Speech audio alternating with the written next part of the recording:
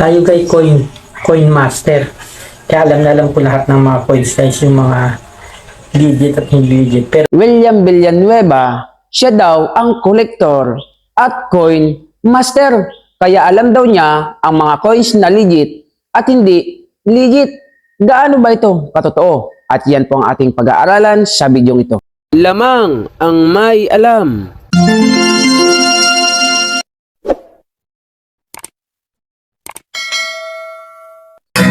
Mayroon ngayong bagong pauso. Mahal daw ang bariyang 10 piso. 2001. Ang iba naman ay 5 piso. Ang iba ay 20 peso, lagpas kwelyo. Kung sila'y inyong tawagan, chat mo at kahit reply wala man lang. Pagkat ito ang katotohanan, sa usapang barya sila'y walang alam. Magandang panahon po sa inyo mga kaibigan ko. Dito po sa ating channel, More Than Treasure. So sa video po natin ito ay muli natin pong aalamin kung gaano ba katotoo ang isang nagpapakilala na siya daw po ay coin master. Kaya alam daw po niya ang mga legit at hindi legit na mga coins. At ang pangalan po nito ay si William Villanueva. Tingnan nga po natin kung gaano siya kagaling at kung gaano niya kamaster ang mga legit na coin. tayo kay Coin Master. Kaya alam na alam ko lahat ng mga coins guys, yung mga legit at hindi legit. Pero So malinaw po, sinabi niya, nagpakilala siya sa kanyang sarili na siya daw po si coin master at si coin collector. Ano bang ibig sabihin ng master? Pag sinabi po kasing master, ikaw ay teacher. Okay? Tagapagturo. Okay? Pag sinabing master, kabisado mo.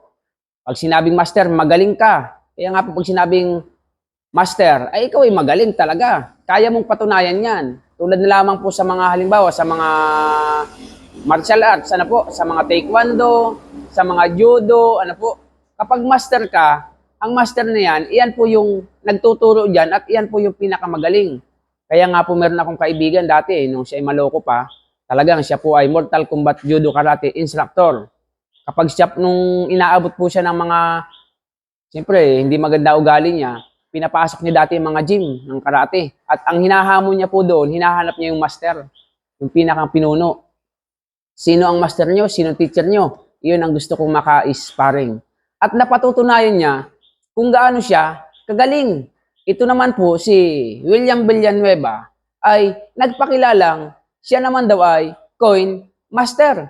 Pag sinabing master ka, ay magaling ka at kabisado mo ang isang bagay na sinasabi mong ikaw ay master. So ang sabi niya, siya po ay coin master. Ibig sabihin, magaling siya at kabisado niya ang usapang barya. Malinaw naman po yung sinabi niya, siya ang coin master, kaya alam niya ang legit na pera at hindi. Ibig sabihin, alam niya ang may halaga at alam niya ang mga collectible coins at alam niya po kung ito ay nabibili o hindi. Sapagkat sinabi niyang siya ay coin master. Tignan nga natin kung gaano siya kagaling. Tignan niyo po itong video niya.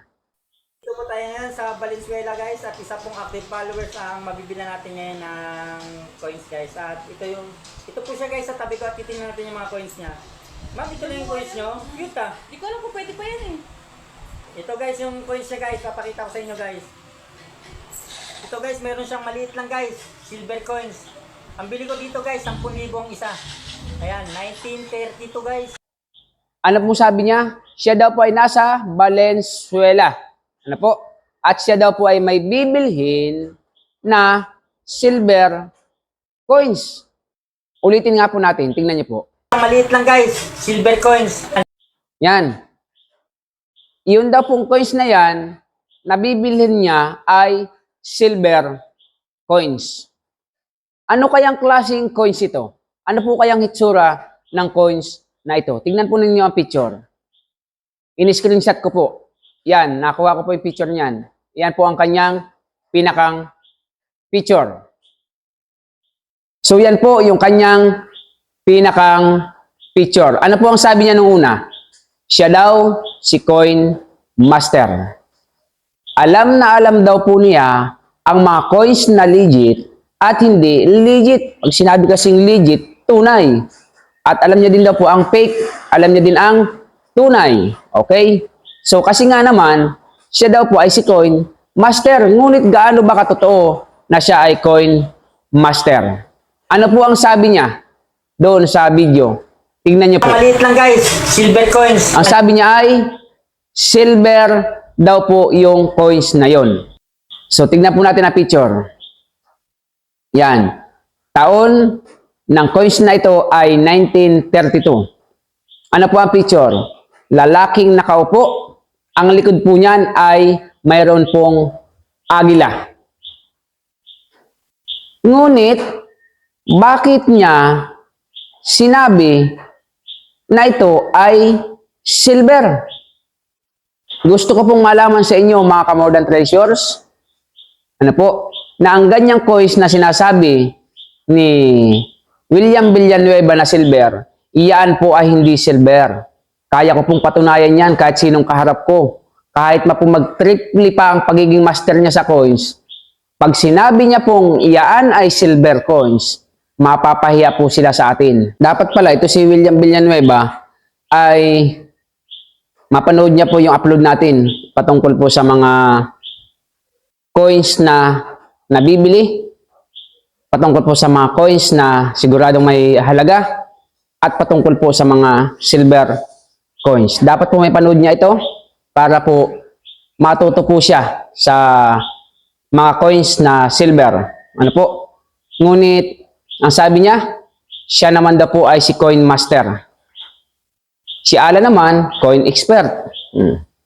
Dapat po palang magkasama sa vlog. Ang magkulab, maganda palang magkulab sa vlog ay si Alan at saka si William. Si Alan Villanueva, si Alan Bartolome at si William Villanueva, yan po ay magandang magkulab. Bakit? Ang pamagat po ng kanilang content ay Double Impact. Coin Expert at Coin Master, starring by Alan Bartolome at William Villanueva. Isang eksperto at isang master. Ano po? Si Alan, 20 pesos error, lagpas kwelyo. Bumili ng $250,000, 15,000 ang isa. Ito naman, si William Villanueva ay bumili ng isang silver coins daw. Pero ang picture po naman ay yung lalaki nakaupo at may agila po sa likod. Silver daw po yan. Magkano ba ang bili niya? Ang Bigyan nga natin. 10,000 ang isa. 10,000. So, 10,000 daw po ang bili niya sa ganyan sapagkat yan daw po ay silver coins. Take note po siya si Coin Master. Alam na alam niya ang legit at hindi legit na coins. Pero ang sabi niya, yan daw po ay silver coins. 1932. Gusto ko pong malaman sa inyo, mga ka-More Treasures, sa lahat ng taong bayang nanonood. Ang ganyan pong coins, lalaking nakaupo, may agila sa likod, iyan po ay hindi silver. Hindi po yan pilak. At kahit sino pong kolektor, hindi po yan bibilhin. Kapag yan po ay binili ng isang nagpapakilalang kolektor, 1,000,000%, iyan po ay peking kolektor. Kaya ko pong patunayan yan. Kahit kailan, kahit saan kami magharap. Sisiguraduhin ko yan si Alan Villanueva, yan po ay ligo lang ang katapat niyan. Ano po?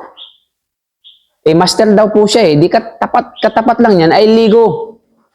Opo, hindi po yan Coin Master.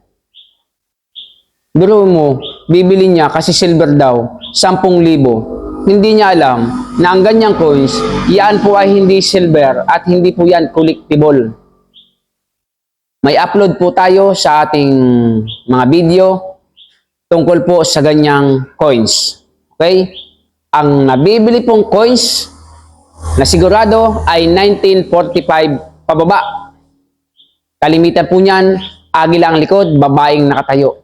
Okay? Ngunit tinuro ko din po doon yung mga 1945 pababa na hindi nabibili. At isa po yan sa in-upload ko doon na hindi nabibili. Yang lalaking nakaupo na may agila sa likod, hindi po yan nabibili, hindi po yan silver. Ang silver po niyan at nabibili, yung babaeng nakatayo may agila sa likod. Yan po ang nabibili niyan at yan po ang tunay na silver. So mga Kamordan Treasures, ito po ay patikim pa lamang sa video ni Alan Villanueva. Sa mga susunod, maganda po ang ating mga video. Tinignan ko na po ang kanyang mga video. Talaga pong, kung ako ang tatanungin, siya ba ay coin master siya ba ay isang coin master? Hindi po siya coin master. Kung bagaman sa sabi na magsasabong, ni hindi nga po dumaplis ni hindi nga po sumugat yung kanyang pagiging coin master, ni hindi dumaplis sa katotohanan. Milya-milyada ang layo sa katotohanan. Kaya yan si coin master ng sablay. Yan po si William Villanueva. Kaya ko pong patunayan sa kanya yan kahit kailan, kahit saan.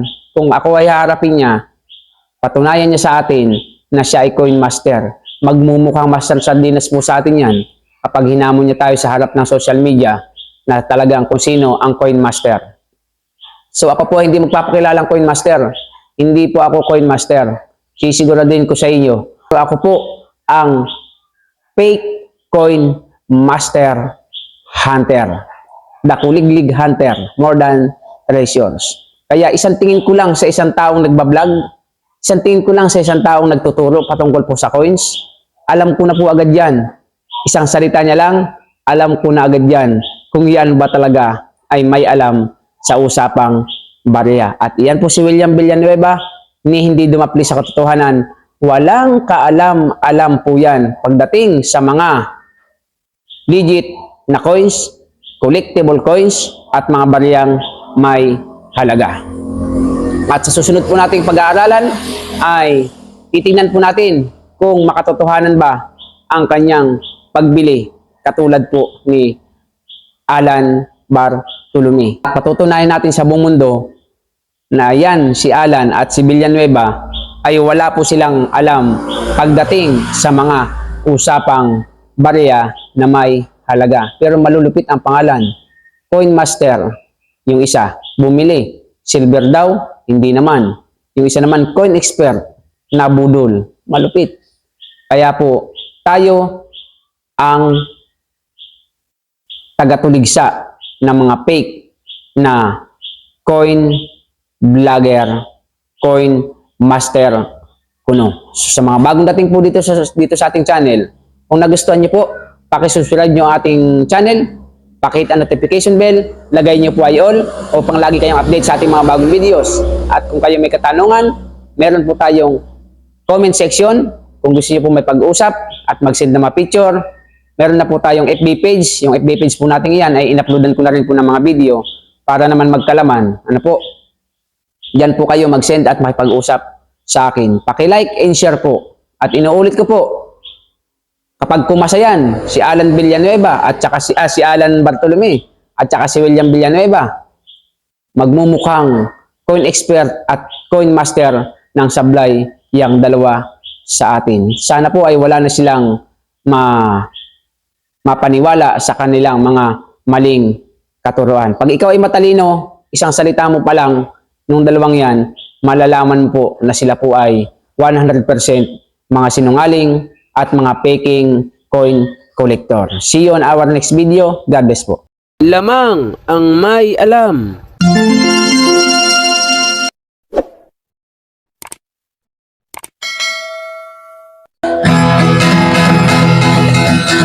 Ginto pilak ang trabaho ko. Pag pilatis ng ginto, eksperto ko. Kung sa mga kabisado ko, alam ko ang peke at totoo. Ako ay isang asayap ng ginto. Alam ko ang tunay at totoo. Kung usapan ay alas lang, yan ay kaya nating patunayan. Ako ay alahero at asayer ng ginto. Alam ko ang tunay at totoo. Walang maitatago kung usapan ay ginto, pagkat ang alahero'y eksperto sa ginto. Mayroon ngayong bagong pauso, mahal daw ang bariyang 10 piso. 2001. Ang iba naman ay 5 piso. Ang iba ay 20 peso, lagpas kwelyo.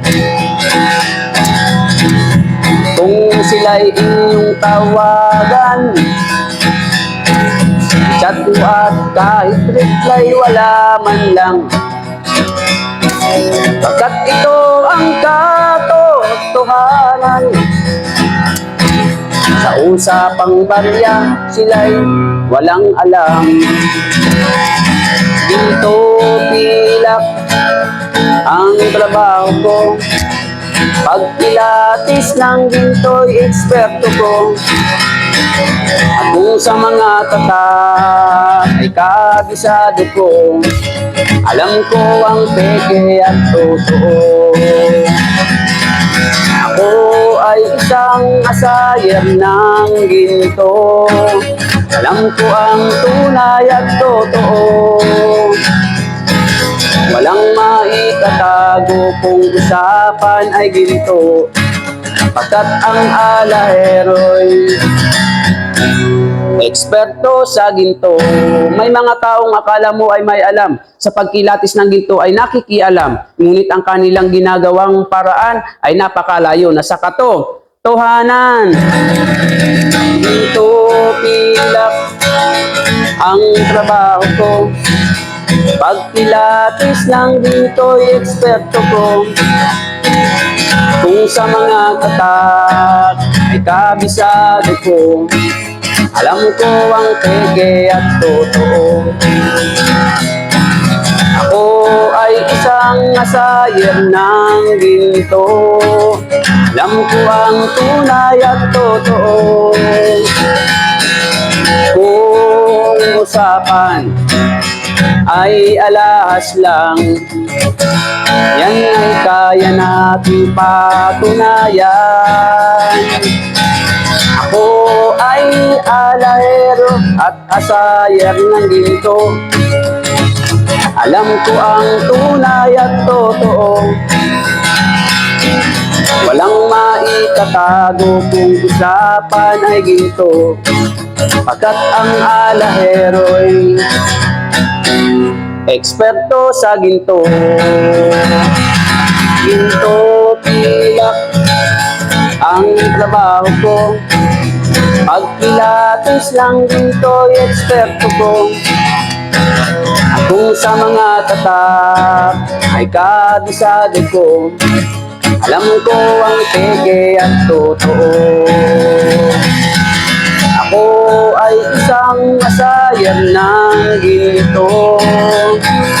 Alam ko ang tunay at totoo. Walang maitatago kung usapan ay ginto, pagkat ang alahero'y eksperto sa ginto. Pagkat ang alahero'y eksperto sa ginto.